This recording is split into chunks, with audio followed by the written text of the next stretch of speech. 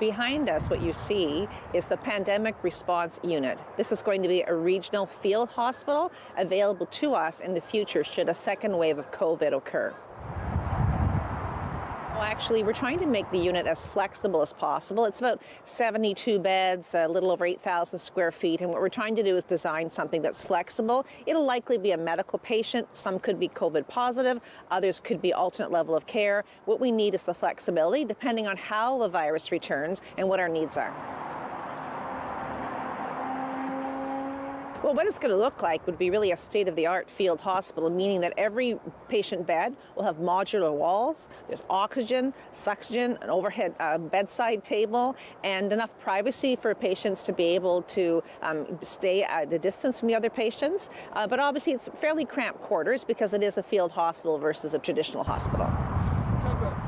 We've been working on this with the provincial government, Infrastructure Ontario, and of course the owners of the company BLT for a number of weeks now, and we knew something was going to be necessary when the pandemic started. It has gone from a community spread to a long-term care spread, and it's a very uncertain future. So we're working together. It should be up by middle of June, and then it'll be ready for the region should another occurrence need us. This is a regional pandemic response unit. So what it means is that for any one of our hospital partners throughout Simcoe and Muskoka who may require services of a field hospital or a pandemic response unit, we're going to be there for them as well.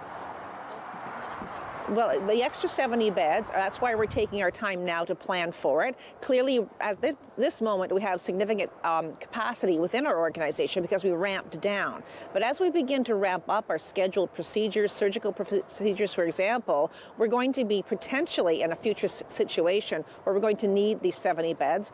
Beds without staff are useless. Obviously, the medical staff oversight, as well as the 24/7 care by providers such as nurses will be critical. All of the equipment has been ordered, the beds, the IV poles, I mean, the list goes on and on to make sure that we're ready to go. But of course, staffing complement will need to come with it.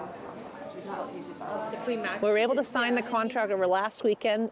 They were on site Monday to begin. They've told us it's about a 4-week process. I'd like to say 4 to 6 to meet expectations of our community. And so I would say probably by mid-June, the pandemic response unit will be operational. However, it will depend on what our future looks like. Congratulations to everyone who is staying at home, self-isolating, washing our hands. We've done a terrific job of really flattening that curve. We don't know what the future is like, but we'll have this pandemic regional response unit here if and when the need arises.